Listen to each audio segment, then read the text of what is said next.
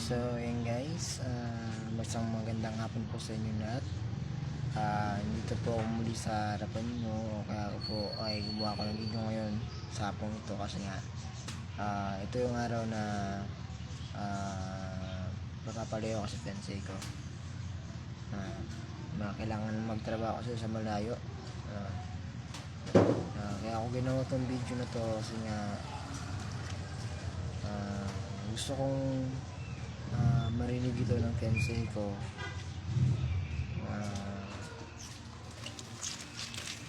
Gusto ko lang sabihin sa kanya na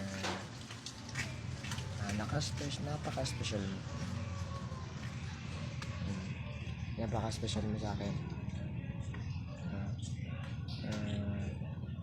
Kailangan kong magtrabaho para syempre kailangan kong kumayod. Kasi meron tayong mga goals sa buhay na gustong makamit, gusto natin maabot.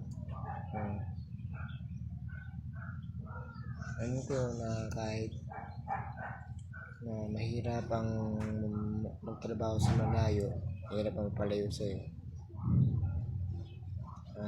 still kakayanin mo pa rin.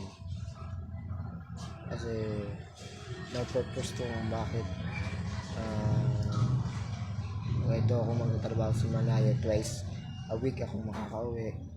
Every Sunday mo lang ako makakasama, pero susulitin ko yung time na nandun ako na magtatrabaho ako. Gusto ko lang sabihin sa'yo na kahit anong mangyari, hindi kita ipagkanino.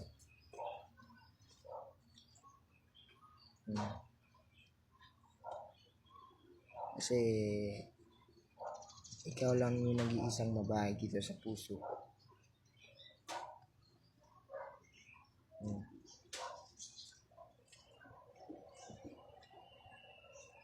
Gusto ko rin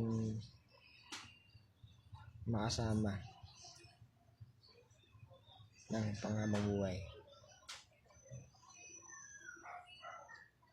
Kaya ngayon, kahit naman alam ko mahirap magpalayo,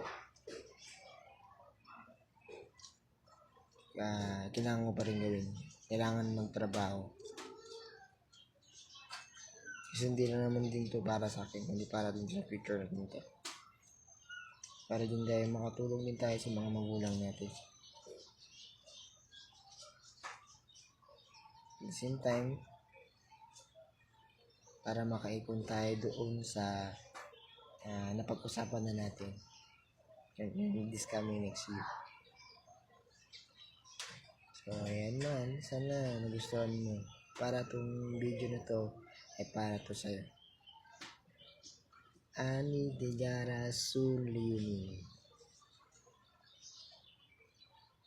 Mahal naman kita. Love you.